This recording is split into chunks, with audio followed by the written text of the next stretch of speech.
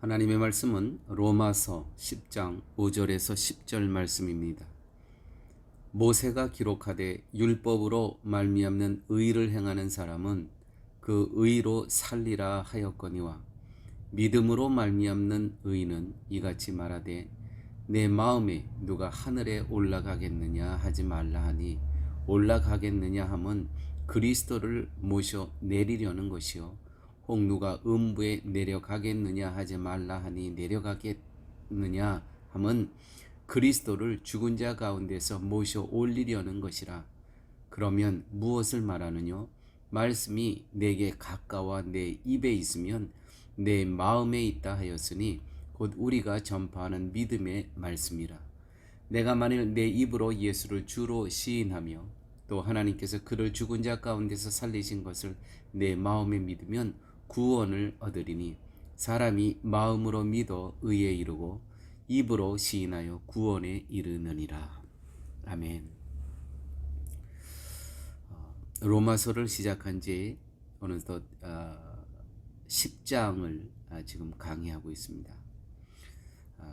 아무쪼록 이 강해를 듣는 모든 분들이 로마서가 끝나기 전에 구원에 대한 정확한 확신, 내가 정말 구원을 받았는가, 말씀을 통해서 그런 컨퍼메이션이 있는 그러한 시간이 되시길 바랍니다. 자, 우리 오늘 이 말씀을 같이 나누기 전에 한번 생각해 봅시다.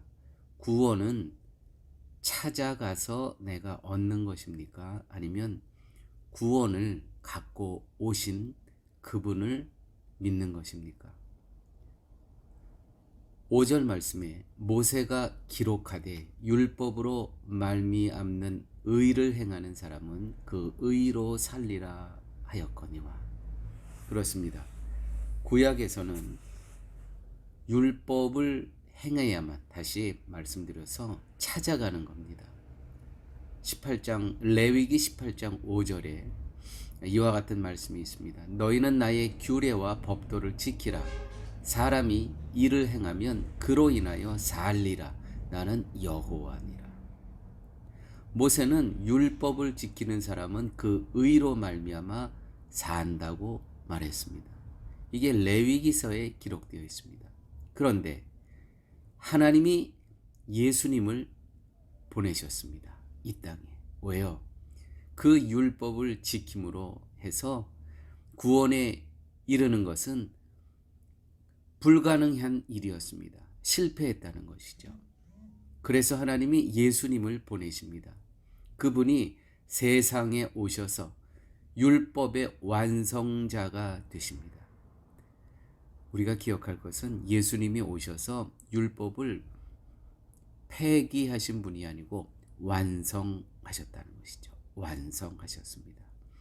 율법을 다 이루시고 다 마치셨다는 것이죠. 율법의 요구를 다 그 요구대로 이루셨다는 것입니다.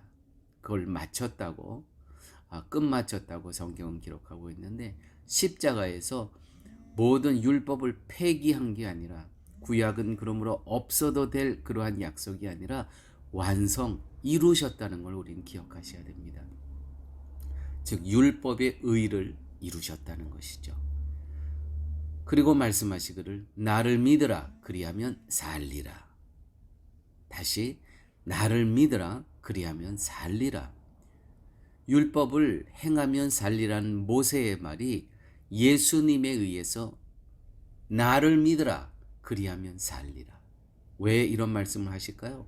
율법을 완성하셨기 때문에. 율법의 마침이 어디냐면 예수 그리스도입니다. 십자가입니다. 율법을 절대로 폐하러 오신 것이 아니고 완성하러 오셨습니다. 그래서 4절의 말씀을 보게 되면 예수님은 율법의 마침이 되심이라. 네. 얼마나 감사합니까? 우리는 율법을 다 지킬 수가 없습니다.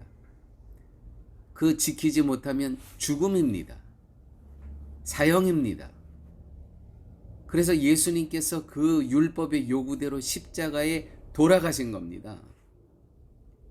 왜요? 지키질 못했기 때문에 우리의 죄값을 치르셨다는 것이죠. 사람들이 착각하는 믿음이 바로 이것입니다. 우리들 스스로 예수님을 찾아가야 하는 것으로 여깁니다. 왜요? 구약에서 계속 그렇게 얘기를 했으니까. 예수님은 저 멀리에서 우리를 기다리고 계시고 우리가 예수님을 열심히 노력을 해서 기다리고 계신 그 예수님을 찾아가야 된다. 이것을 믿음으로 여깁니다. 그러면 또다시 우리는 구약으로 돌아가는 겁니다. 율법으로 돌아갑니다. 사도 바울은 이렇게 이 로마서에서 이 복음에 대해서 해석합니다.